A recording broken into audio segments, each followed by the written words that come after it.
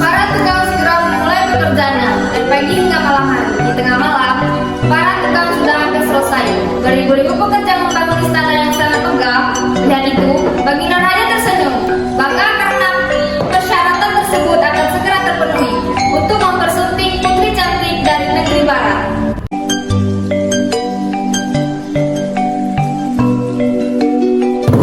Sebentar lagi peserta ini akan main.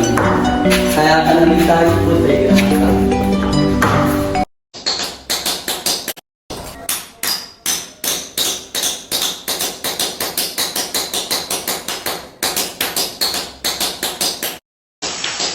Istana dibangun oleh para pekerja sebentar lagi selesai. Sang putri Kalista yang tidak tidur sepanjang malam untuk melihat pembangunan istana tersebut. Wah, sebenarnya aku sangat mengantuk sekali. Di balik kecantikan putri, ternyata ia mempunyai sifat yang tidak baik. Selama menerima Baginda Raja, ia hanya mencintai hartanya. Maka dari itu, ia menghalalkan segala cara untuk menguasai sang raja. Memangnya aku menyukainya karena tanpa dan rupawan. Hartanya lebih penting bagiku. Sang putri risau. Bagaimana jika ia berhasil memenuhi persyaratanku? Aku tidak mau menikah dengan semua itu. Sang putri terus berpikir untuk menggagalkannya.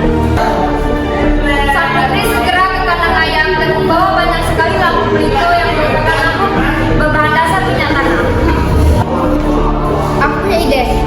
Ya, aku akan membawa lampu dan ayam ini ke sekeliling istana agar para pekerja kira bahwa hari sudah pagi. Putri pun menjalankan aksinya. Ia menyusun lampu pelito dan membawa ayam di sekitar pembangunan istana tanpa diketahui para pekerja dan sang raja. Tak lama seluruh ayam berkokok dan langit menjadi terang. Para pekerja dan raja mengira itu sudah pagi. Ya, aku akan membawa ini semua ke sekeliling istana.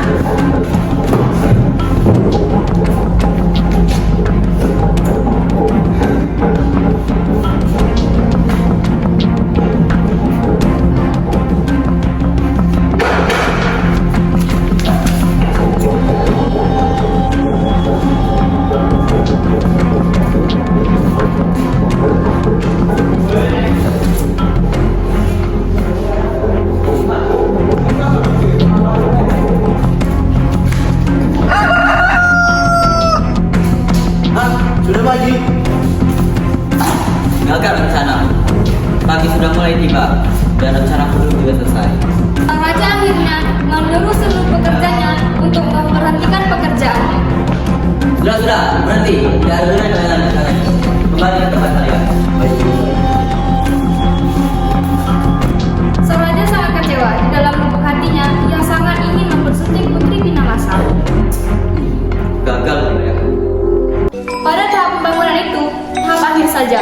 Namun semua harus sesuai dengan perjanjian saat lamaran di mana ketika ayam berkokok, maka seluruh pekerjaan pembangunan istana harus berhenti. Dan raja harus menerima kekalahannya. Bangunan istana, emas, dan seluruh harta kekayaan raja dan negeri timur harus diberikan negeri barat di bawah kekuasaan Putri Pinamasa. Hei, Putri Pinamasa. Saya memberikan sebagian pekerjaan sudah selesai dan ini harta yang tidak sedikit jumlahnya. Baiklah, akhirnya kamu mengakui kekalahanmu. Raja pun pulang dengan tangan kosong. Seluruh hartanya sudah terkuras habis. Sedangkan Putri Pinamasa merayakan kemenangannya. Ia sangat senang. Seluruh usahanya berhasil, sehingga ia mampu menguasai seluruh negeri timur. Raja itu harus belajar kecerdikan denganku. Mudah sekali menipunya. Akhirnya aku dapat menguasai harta kekayaan yang sangat banyak ini. Setelah mendapatkan kekayaan raja, Putri Pinamasa belum juga puas. Ia ingin menguasai negeri timur. Ini semua tidak ada apa-apanya. Aku akan menguasai negeri timur itu. Lihat saja nanti. Singkat cerita, Putri Pinamasa menjual seluruh harta yang diterima dari sang raja.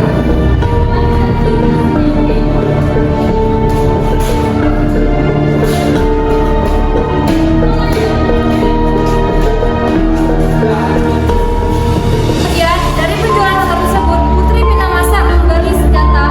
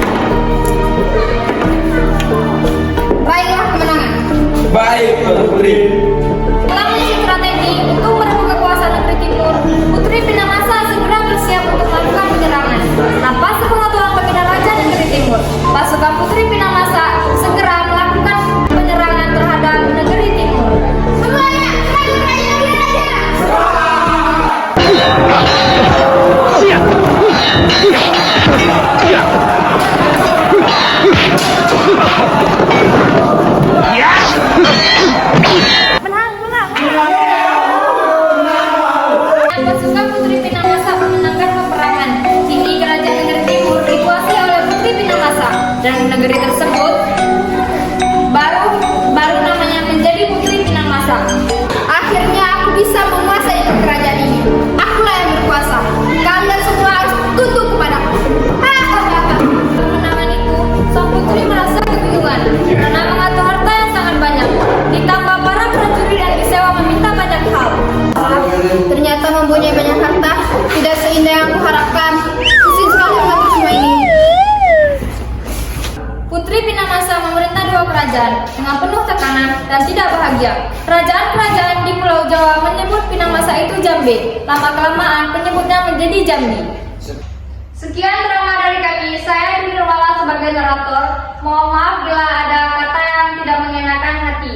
Kami akhiri. Wassalam.